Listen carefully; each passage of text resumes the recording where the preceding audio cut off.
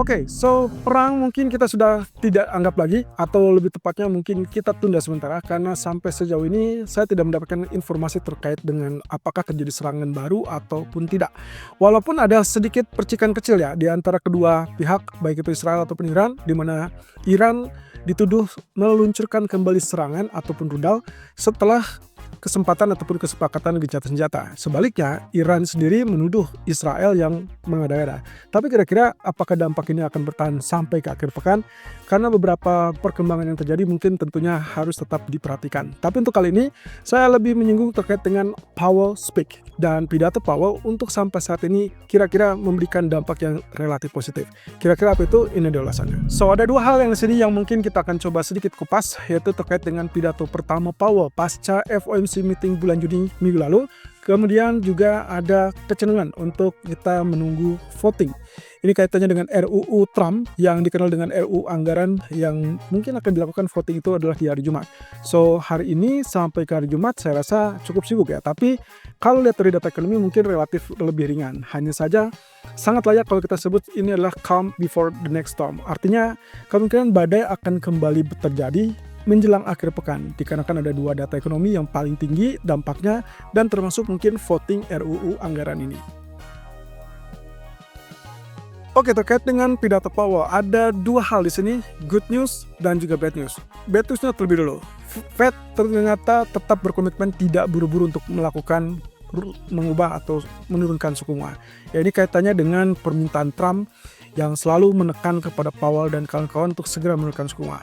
2 hari yang lalu setelah berturut-turut baik itu Waller ataupun Bowman sudah memberikan harapannya bahwa mereka menilai sangat layak kalau misalkan dilakukan pemangkasan di bulan Juli. Nah, ternyata Powell tadi malam justru memiliki pandangan sedikit berbeda dengan kedua seniornya ataupun kedua compatriotnya di Federal Reserve. Ya, menurut Powell dampak tarif pada inflasi ini baru akan terlihat nanti di bulan Juni, Juli, Agustus. Jadi 3 bulan berturut-turut, sehingga itu rasanya yang sangat wajar ya. Kalau misalkan saya kemarin sempat membahas, kemungkinan kita baru akan melihat di bulan Agustus apakah Powell memberikan keleluasan itu atau tidak. Yang jelas menurut Powell, kalau tidak ada tekanan terhadap inflasi, yang artinya tidak ada kenaikan yang signifikan pada inflasi akibat tarif-tarif tersebut, maka kemungkinan dia menyarankan untuk pemangkasan yang lebih cepat. Ini berarti sama dengan apa yang disampaikan oleh Bowman ataupun Waller 2 hari berturut-turut. Kemudian Fed sendiri masih dalam keadaan wait and see, jadi tidak tergesa-gesa dan kesannya ini adalah terlalu lambat bagi Trump. Tapi sebetulnya bagi Fed ini sangat layak untuk dinantikan karena mereka tidak mau gegabah. Jadi mereka tetap menunggu sampai akumulasi data terkumpul dengan sangat baik dan kira-kira memberikan gambaran apakah inflasi mengalami lonjakan atau tidak. Nah, ingin melakukan pendekatan dengan hati-hati. Ini alasan yang paling signifikan yang disampaikan oleh Powell di dalam testimoninya kepada parlemen kemarin. Kemudian gambaran inflasi secara keseluruhan positif. Artinya di sini Powell pun mengakui bahwa kondisi inflasi untuk sampai saat ini adalah mengalami penurunan alias pendinginan. Jadi tidak ada kekhawatiran ataupun kenaikan seperti yang dikhawatirkan, sehingga tinggal menunggu waktu saja. Saya rasa ini komitmen dari Powell pun relatif terlihat hampir mirip dengan apa yang terjadi di tahun 2024 yang lalu. Nah, kemudian terkait dengan apakah dolar sedang mulai penurunan, menurut Powell jangan terlalu menilai terlalu dingin ataupun terlalu berlebihan. Karena bagi dia ini masih belum selesai dan kita masih tetap mungkin harus melihat dari sisi lain. Termasuk juga terkait dengan masalah dampak geopolitik ataupun peperangan, Powell pun hanya menyinggung sedikit saja. Jadi balik lagi teman-teman, kelihatannya juga tidak akan ada hal yang mungkin mengubah skema ataupun perubahan kebijakan secara signifikan. Tapi untuk beberapa waktu ke depan, mungkin yang perlu kita catat adalah beberapa data ekonomi 1 hingga 2 bulan ke depan, Juni, Juli, sampai ke bulan Agustus. Nah, terkait dengan apa yang dilakukan atau yang mungkin menjadi pertimbangan, ini tekanannya atau penekanannya terkait dengan inflasi dan juga pasar tenaga kerja. So, ada 4 poin di sini yang menurut Powell atau bisa menjadi gambaran bagi pasar terkait dengan apa yang akan dilakukan oleh Powell dan kawan-kawan di Federal Reserve. Oke, perhatikan yang pertama.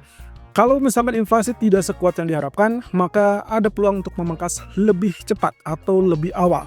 Ini persis dengan yang digambarkan oleh Waller ataupun Bowman sebelumnya. Jadi ya hampir mirip ya. Berarti serupa, hanya saja bedanya mereka mencerminkan atau menekankan kepada bulan tertentu, yaitu bulan Juli. Sementara Powell sama sekali tidak menyinggung terkait dengan bulan apa. Nah, kemudian poin kedua adalah jika pasar tenaga kerja melemah, maka terbuka untuk memangkas lebih awal. Jadi poin ini juga sebetulnya pengulangan dari apa yang sempat disampaikan sebelum-sebelumnya. Tapi pada dasarnya dengan apa yang disampaikan oleh Powell ini adalah penekanan tambahan atau pengulangan. Ya, ditegaskan ulang terkait dengan kenapa atau kapan Fed atau bank sentral bisa melakukan penurunan suku bunga.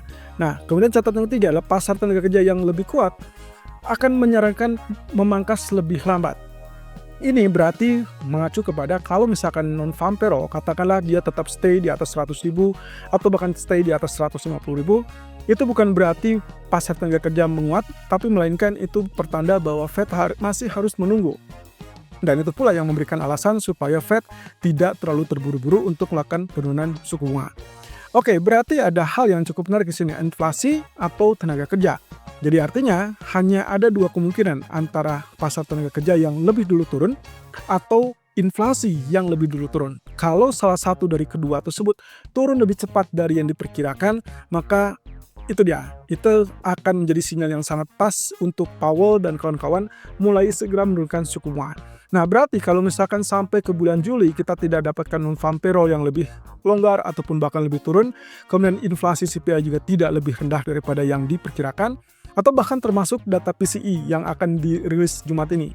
Kalau ternyata ketiganya tidak muncul dengan angka yang jauh lebih longgar atau salah satu dari tiga itu tidak muncul dengan angka yang lebih longgar, maka hampir bisa dipastikan Juli tidak akan ada pemangkasan suku bunga. Walau begitu, sangat wajar kalau misalkan market memperkirakan kurang lebih yang paling normal ataupun paling logis adalah di bulan September.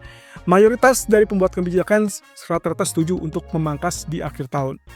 Ya, saya mengartikan kalimat ini berarti kemungkinan terbuka di kuartal keempat. That means September, Oktober, Desember. Dan itu adalah pertemuan FOMC yang paling memungkinkan di akhir tahun, mirip dengan apa yang terjadi di tahun 2024. Itulah sebabnya saya selalu menggambarkan kemungkinan peluang itu baru akan muncul di periode terakhir tahun ini.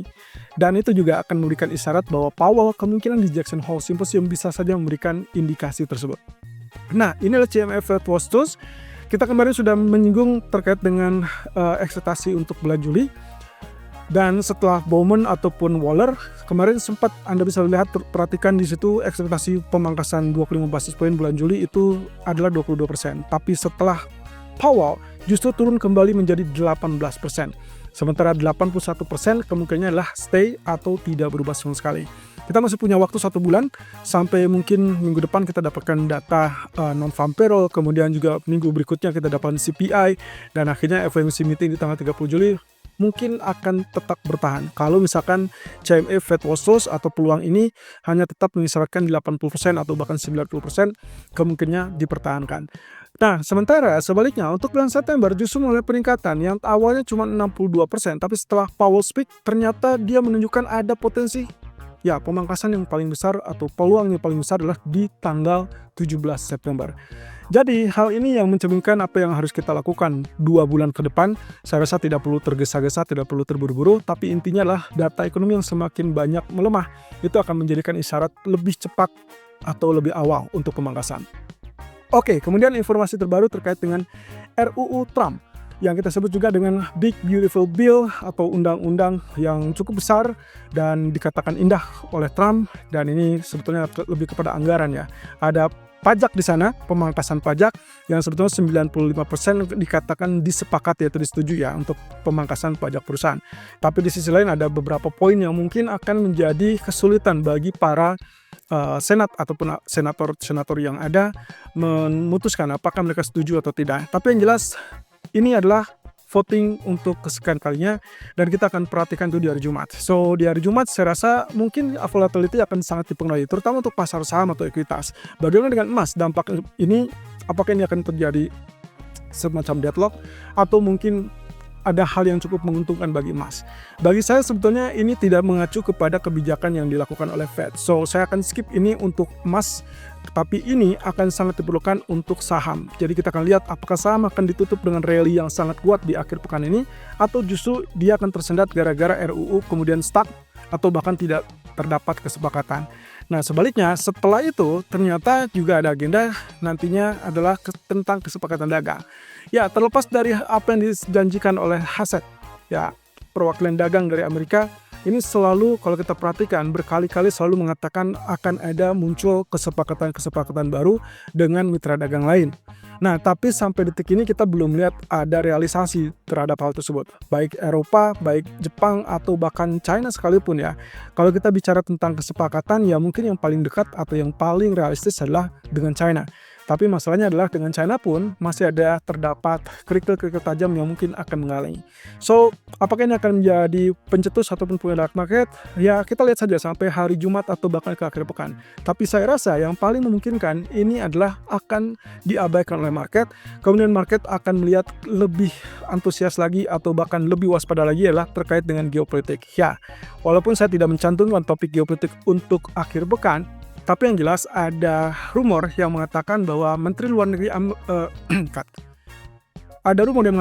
Menteri Luar Negeri Iran menyebut bahwa proyek nuklir mereka akan tetap berlanjut, teman-teman. So, ini kemungkinan akan menjadi ketegangan baru atau mungkin cari cara untuk masalah diplomasi atau bahkan mungkin saja serangan tiba-tiba dari Amerika.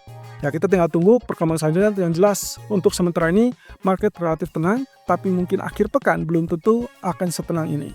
Nah, sementara untuk pasar ekuitas Amerika, Bank of America memiliki pandangan. Yang pertama, kenapa alasan saham itu naik? Yang pertama jelas dari redanya ketegangan di Timur Tengah. Yang kedua, kemudian ternyata kalau dikaitkan dengan tarif, sejak diberlakukannya tarif di bulan April, ternyata pasar sudah relatif menerima tarif tersebut dan bisa dibilang sudah mengantisipasi dengan kenaikan tarif 10%. Ini saya rasa ini mirip dengan apa yang dikatakan oleh Waller ya. Karena dia sempat mengatakan kalaupun tarif itu naik 10%, maka inflasi tidak akan naik signifikan itu. Sehingga dinyatakan bahwa tidak akan berpengaruh banyak, sehingga nantinya Fed bisa menurunkan suku bunga. Nah, Bank of America terus menulis terkait dengan kondisi bisnis dan konsumen yang jauh lebih tangguh. Untuk saat ini, mereka melihat bahwa kondisinya akan berbeda dengan situasi 3 atau 6 bulan yang lalu. Jadi posisi untuk saat ini walaupun terkait dengan ada ancaman tarif balasan dari mitra dagang seperti Eropa mungkin akan melakukan tarif balasan atau bahkan Jepang pun mengancam akan menggunakan tarif balasan termasuk China.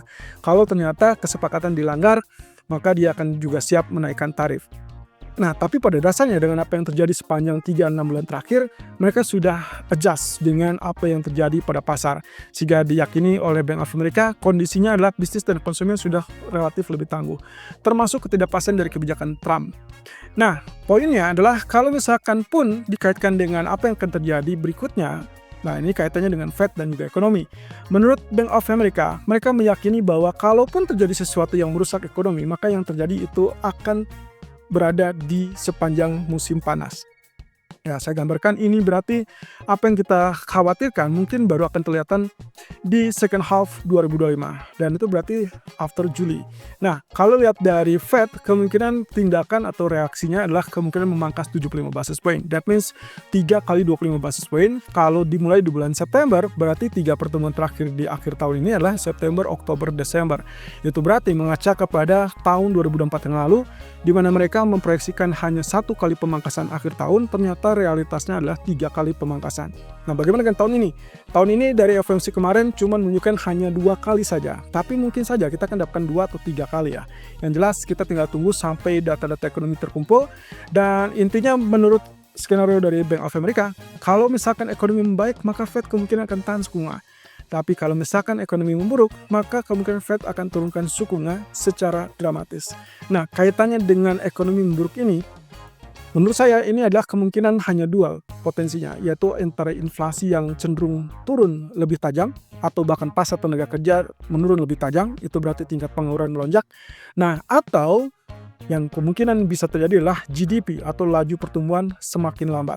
Kalau itu terjadi, berarti apa yang dikatakan oleh Powell kemarin terkait dengan tidak adanya resesi, kemungkinan akan terbantahkan. Tapi lagi-lagi kita masih butuh 1 kuartal lagi untuk data GDP ya. Untuk kuartal pertama hampir bisa dipastikan mungkin datanya relatif turun atau negatif. Dan itu berarti tanda-tanda awal dari pelambatan ekonomi.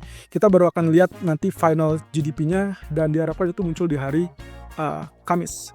Nah, untuk hari ini, kalau lihat dari data ekonomi kalender, kemungkinan kita hanya melihat dari data new home sales yang diperkirakan turun dari 743 menjadi 4694, dan itu berarti weak for dollar, dan juga testimoni dari Powell untuk hari kedua. Walaupun kalau kita lihat ya dari catatannya, Kelihatannya testimoni untuk hari kedua ini tidak akan jauh berbeda, tapi mungkin eventnya agak sedikit berbeda. Yang tadinya mungkin kemarin di Senat atau di Parlemen, mungkin nantinya akan ada pertemuan ataupun testimoni di hadapan DPR. Ya, kita tinggal tunggu saja apa yang akan disampaikan. Apakah mirip atau ada tambahan atau mungkin pengurangan. Kalau misalkan ternyata tidak menyinggung terkait dengan suku bunga, ya sudah, berarti respon atau reaksi marketnya lebih kecenderungan kepada statement sebelumnya. Dan mungkin juga akan terjadi koreksi sebelum nantinya data ekonomi berikutnya. Nah, sementara untuk inventory crude oil juga harus diperhatikan, karena untuk saat ini level area stuck di level 64 dan sempat rebound ke level $65. Yang jelas dari apa yang disampaikan oleh Trump, sangat jelas banget kalau misalkan dia tidak ingin harga minyak melalui lonjakan kenaikan, karena itu akan menyulitkan dia untuk menekan bank sentral untuk segera menurunkan suku bunga. Kira-kira apakah ini akan membuat dorongan yang terbaru untuk harga minyak? Selama geopolitik masih dingin, saya rasa tidak ada alasan untuk harga minyak mulai kenaikan.